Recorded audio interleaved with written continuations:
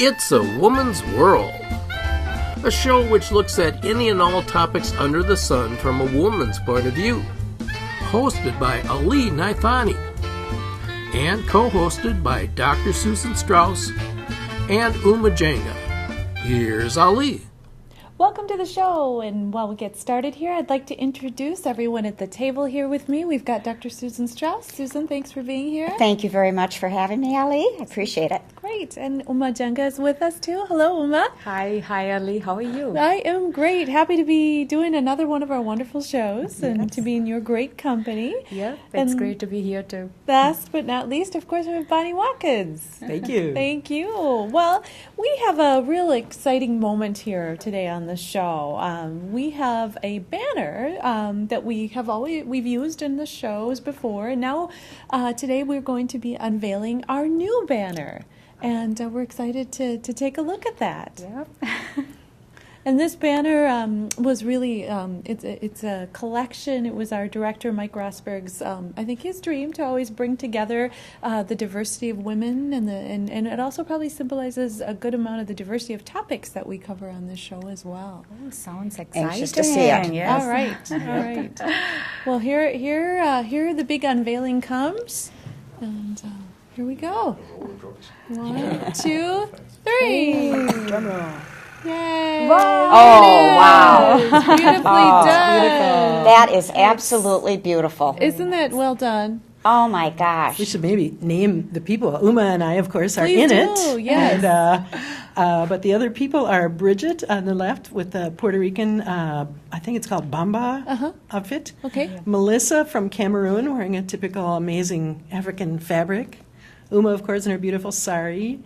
I'm wearing what is a typical Scottish outfit with the MacDonald tartan from the probably 16th century is when women would dress like that. And Na Vang on the other side is obviously wearing a Hmong young woman's outfit. And we're all holding the world together. And what's so nice about this is not only the diversity of countries, skin color, but age as well, which adds to it. Exactly. And we should maybe mention the wonderful photographer, Yes. Heidi Soll, who was a great professional who came and spent at least an hour, Yep, wasn't it? she was very Uma, we were patient. Yes, she was. Being a model is hard work. It is. But we were really excited with what she came up with. Well, I think it just turned out so well, and it really just exemplifies our work here on the show. So great job to all. And special thanks to Mike for his vision Yes, and Mike. getting this out. Thank Thank you. you very much, Mike. Well, now we're going to hear Jeannie Rogers is going to have a little conversation with each of the participants that are on the banner, and so let's hear from those people now. Hi, this is Bonnie Watkins, and today on It's a Woman's World, we're doing a special photo shoot to create a new banner for our program, and I'm wearing an ancestral outfit from Scotland, which is the place of my heritage. But with us we have Jeannie Rogers, who's going to help all of us explain what the heck we're doing in these clothes. What is it all about? Now, first I have to ask you, you're wearing plaid, so what is your country of origin? What is Scotland. Scotland, And this is okay. called tartan, which is woolen fabric. They raise the sheep, of course, and then they weave the wool.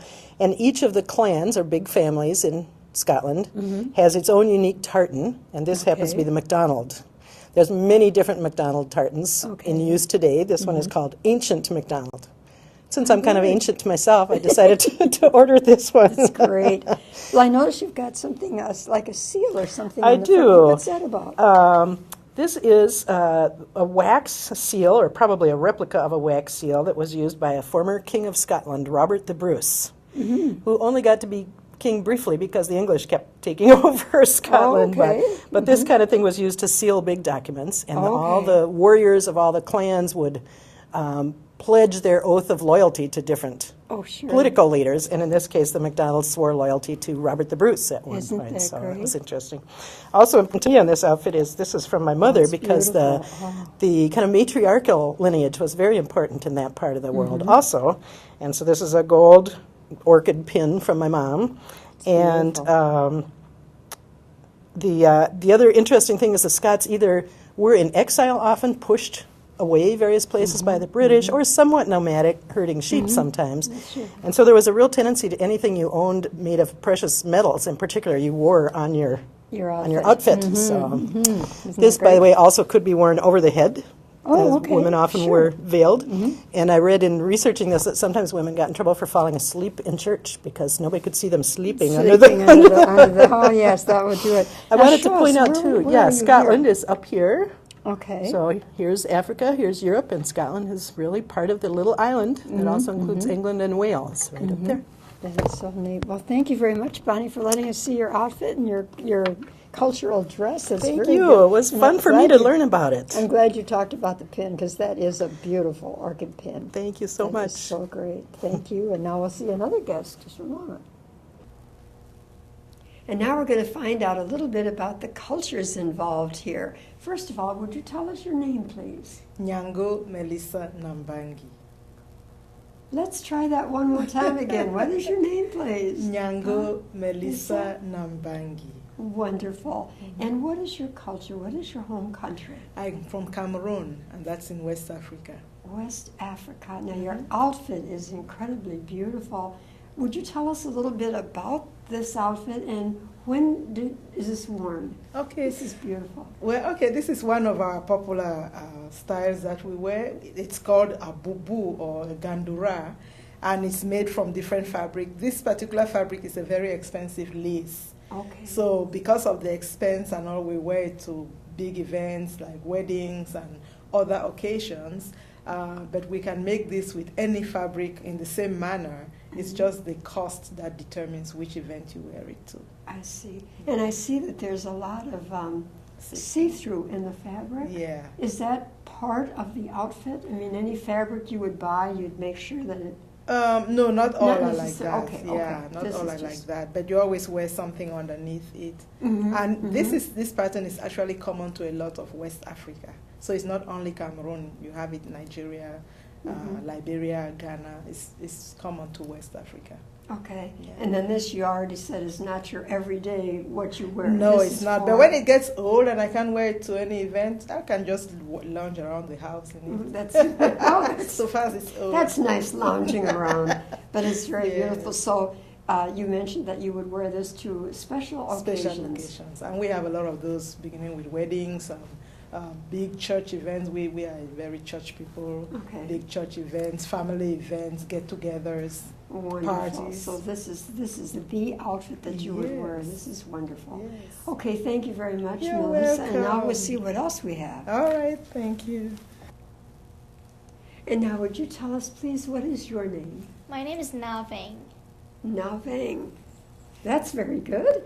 Your outfit is just beautiful. Will you tell us a little bit about it? This is actually just modern traditional clothing. More traditional, will have more money, like on the sides and stuff, and like it will be a bit more colorful. Mm-hmm. And yeah, And this is what country now? That's your home country? it's around Southeast Asia and Laos. Okay, Laos and Southeast Asia. Very good.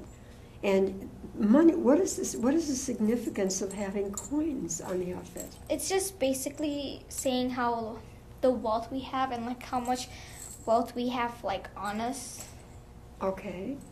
And yeah, it's saying like the money that we have, like that we carry around, and like yeah, that's Okay, so when you're having some special occasion, when you dress this way, part of the idea of wearing coins, that's to give everyone else some sense of what the family wealth is about, and then that's shown in what you're wearing, Yes. so that it's there to express that. Yes. That's very beautiful. Now, what would be the occasion for wearing an outfit like this? You would wear this to the New Year's, or if you're a bride or a bridesmaid. Oh, how beautiful is that? A bride or a bridesmaid? You're a very young woman. Are you going to wear something like this when you get married? Probably not. You're going to be in America, right? Yes. But what a beautiful culture. It's a beautiful outfit. And thank you you. very much for being with us today. This is lovely. Thank you. Thank you, Nay. And now continuing with our culture, tell us what is your name, please? My name is Uma Jenga. Uma Jenga, and what country are you representing? Yeah, I'm from India. From India. This is a Yes. beautiful outfit. Now, Thank you. what is this called? This is called sari. Sari, And you can okay. see it comes in a variety of designs and texture. You know, It's just so wonderful. You can see a variety of designs and colors. And this is a measure. This measures about like 6.5 to 7 yards. Oh my. Yeah, and this is all one piece. And there is a way to wear this. So we wear that in that method. You can see we'll just keep it, bring it all together and wear it. This is the way we should wear this. And since it comes in variety of designs, it just all depends. We wear it for wedding too, or we wear it daily. It all depends on the designs. If it has a lot of colors and lot of artwork in it, we wear it for weddings. And if it is simple, we wear it just every day too. Okay. Yeah. But I think what's amazing, what you just said, and this is for our viewers as well, is that somehow this is one piece of fabric. And you start by putting some piece of fabric around and it's turned and twisted and all kinds of things. And it comes out something gorgeous like this. Exactly. And is there any, do you tie anything in a knot or a pin or we anything use to hold pins. it together? There are some kind of pins that are involved. Okay. Yes. Phew, Yes. that's good to know because this is just stunning. And your jewelry, everything that goes with it is just beautiful. Thank you. And so if I understood this right, the more beaded, the more, I would say, fancy. Yes. This would be for the weddings and very special occasions. Exactly. But that something like this could be worn on a daily basis. Exactly. Only it might not be the very fancy fabric. Yep. It's gorgeous. Oh, thank you so much. This is beautiful. Thank you very much. Thank Our you. pleasure. Please tell us how you say your name. It's pronounced Brigida, and I was named after my father's grandmother. Yes. I was his first daughter, so he did the lovely job of giving me that name. It's a beautiful name. It's really beautiful. Isn't that beautiful? Very beautiful. And your family is from where? From Humacao, Puerto Rico. Okay. Both my parents were born there. My mom came to the States when she was about 3 years old. Okay. And my dad came to the States, and I think it was about 12 or 13. Okay. So his accent is very strong, and my mother's fluent in both languages, but she doesn't have, that much of an accent. So. Okay. And have you been back to Puerto Rico? I've been there twice. Okay. I went there when I was a very small child, about 4 or 5 years old, with my grandmother, and then went again with my family, my husband and 2 children, in 2004, which was great. Tell us what you're wearing. Well, I'm wearing a bomba dress, which is a traditional Puerto Rican folk dance. In the early days of Puerto Rico, a lot of the slaves worked in the sugarcane fields, and they came from different parts of Africa. So they did not communicate well with their language. So instead of, getting together and talking about how sad everything is, they would get together and just be happy and dance. And the way that they did that was with rhythm and with singing. So the women would wear their scarves, of course, because it's very hot and they're in the fields. They don't want their, it's just a lot easier to put everything all under the scarf. And the skirts were nice and flowy where they could move and to the rhythm of the drums. And that's basically how this dress came about. Very interesting.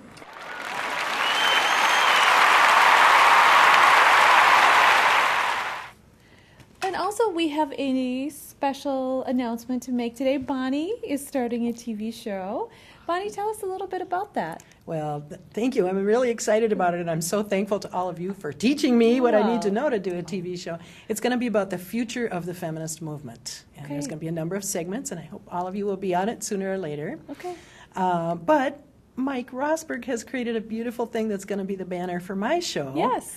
It's a painting. Yes. And is this the right moment to and show it? I mean, I've been looking at these people for quite a while, so just have a question or two. These are all your female ancestors. Right. So there's a baby in the middle of the picture who is actually my aunt, who is now pretty long dead, Janet Crawford Mitchell.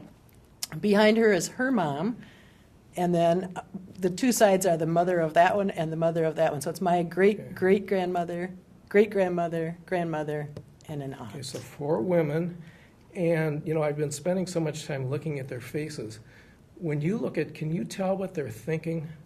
I mean, they all have kind of this quizzical look on them. Yeah, they're from that Victorian era where things were really posed. Let's see, so this picture must have been about 1900, I think it was Can you tell taken. if they were, it was like, were they smiling or were they not smiling? I don't think people really smiled in photos and paintings in those days. Well, before Did you make them smile? I wanted you to make them look happy. But I made them smile just a little Perfect. bit. Before we do the grand unveiling, I just want to say, so Bonnie has an idea of what this looks like, but she Right. has not actually seen the final product. Right. This is the moment Bonnie's going to see Well, this. and I can't say enough what a kind and wonderful plus talented thing of Mike to Yes. really volunteer to paint. I had an old photo that turned out when you blew it up, it was just terrible because it was so faded. So Mike has brought back to life my ancestors. So Nice. Yes, come on, we're Ready? anxious. Here we Come go. what a buildup. Steven? What if it's terrible? Okay, is it clear? Nothing else taped on anywhere? Okay. Wow. Something's hung out. Here we go. Michael Rosberg, you crazy You man. are goofy. Keep going. I don't think Okay, any of there's my one more ancestors on look here. like No? Mona. Yeah, that's what he was talking about, a slight That's why smile. he said enigmatic. Yeah, I get it. Actually, they look a little bit like Uma. You could do that. Do that tiny smile. What if it's just looped in back? Mike a little wire? Rosberg. He is one crazy guy. Here People we go. watching. The real unveiling. Very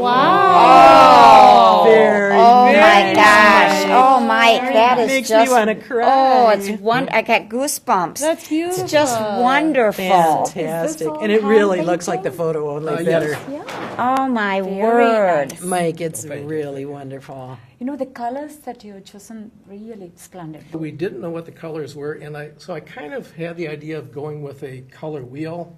So you go from yellow to green Oh, okay. to blue Very to nice, purple, yep. red, nice. and Yeah. orange. It's So wonderful. kind of Well, to me, it's the spirit that you capture there, though, too. So I knew the baby there was somebody I knew quite well as a small Oh, I child. Just love an it. amazing, wonderful woman. So to have her, live on in this form is incredibly moving and Well, important for me. in this form here, and then she's also going to be constantly represented during your program. So what a wonderful See, the other thing I tribute. thought of saying is that so the new banner for Mike's show really shows the kind of breadth of all different Yeah. kinds of women all over the world. I hope that this one, and I think it does, convey the depth that we also go back in time. Yes. There's Yes. a long chain Yes. of women standing behind us. And I did just add one thing. It was ambiguous what you had, so I put actually a little face on there. Which Oh, could like be a one of cameo. hers. Wonderful. Could be one Oh, of her right. answers. So we go Yeah, back to the I love it. great that way. Good job, Mike. Very well It's done. wonderful, Mike. Thank you. Just wonderful. Okay. Well, Well, thank you for this great unveiling and all your beautiful work, Mike. This You'll be is seeing it wonderful. again. Wonderful. And we work. look forward to seeing Bonnie, your show, and all that you're Thank going to you. We do, Looking Bonnie. forward, Thank you. Bonnie. Yeah. You'll all have to help. do. All right. You bet. They will. Well, we hope you stay with us as we move on to our next segment. And now we have with us today Bonnie Watkins. Bonnie, glad you're here. Thank you. Bonnie is quite an accomplished woman. She was the executive director of the Minnesota Women's Consortium. Bonnie is an activist for women's rights, and she is currently in the process of writing a book and putting together some videos, or probably more accurate would be a CD that's going to accompany the videos. But Bonnie was recently over at the State Department in Minnesota looking at pay equity issues and a signage that occurred there. Bonnie, tell us about that. Sure. Well, long before all those other great things you talked about, I was a staff person for the then Council on the Economic Status of Women, which is part of the legislature in the state of Minnesota, housed in the state capitol. And it was really an honor to be involved at that time, 30 years ago, in creating the state's 2 pay equity laws. We have wonderful laws that require pay equity for every woman who works for the government, every man or woman who works for the government.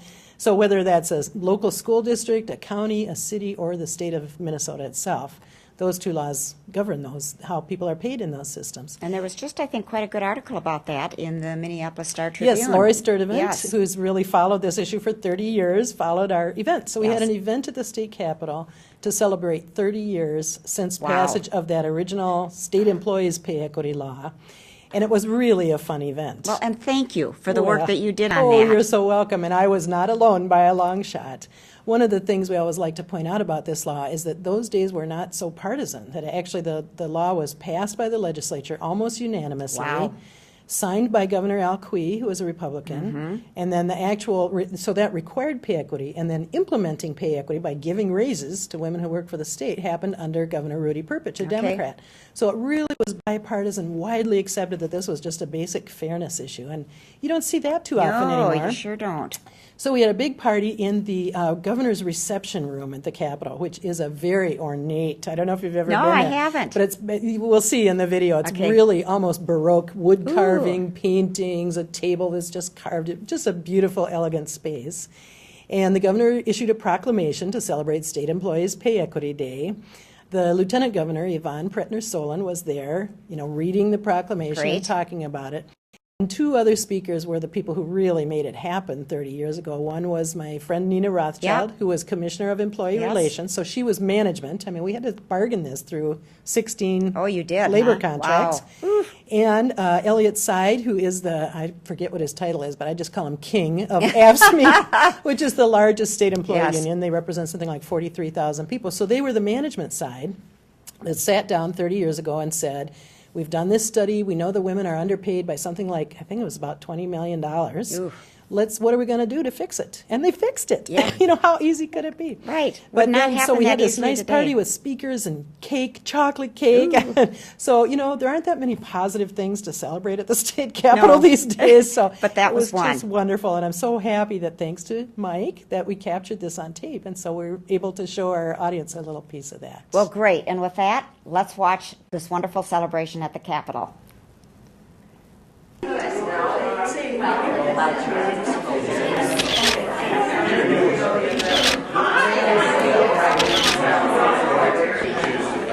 morning, everyone. My name is Patty Tangi, and I am the president of the Pay Equity Coalition of Minnesota. The coalition advocates for strong pay equity laws, and our mission is to close the wage gap between men and women in Minnesota. Today, women in Minnesota, on average, make 80 cents for every dollar a man makes. The efforts of the coalition include advocating for strong pay equity laws and educating the public and our elected officials about vigilance on the important issue of pay equity.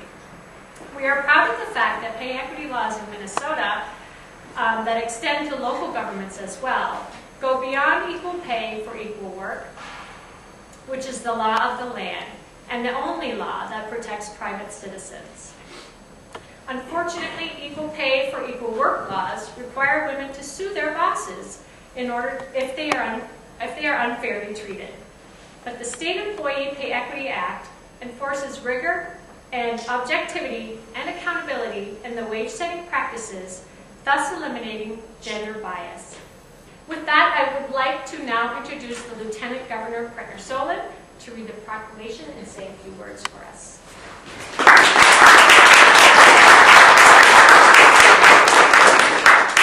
I'd like to thank you for inviting me to be with you today for this important celebration and important milestone for women and families in Minnesota. And I'd like to take this opportunity, first of all, to congratulate and thank all of you for the work that you're doing on pay equity. And I'd like to especially call out our longstanding Senator Linda Berkman, who was the chief author of the bill. Thank you.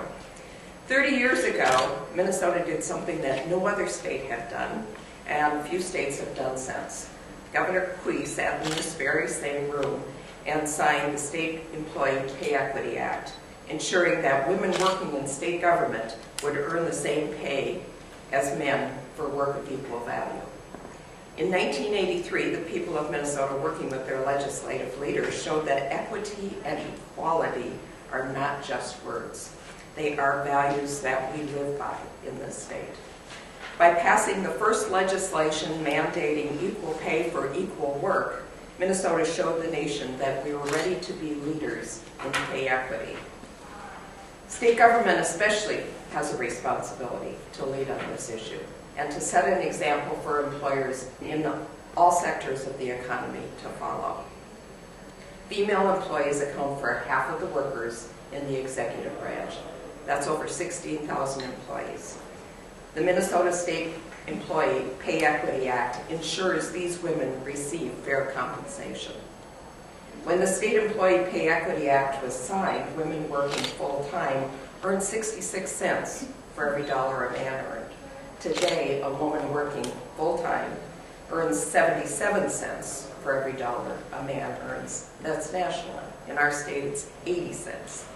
So we've made progress thanks to the tireless advocacy and leadership on the parts of the people gathered in this room. However, even today, pay inequality is still a problem in Minnesota, highlighting the importance of our work around this issue.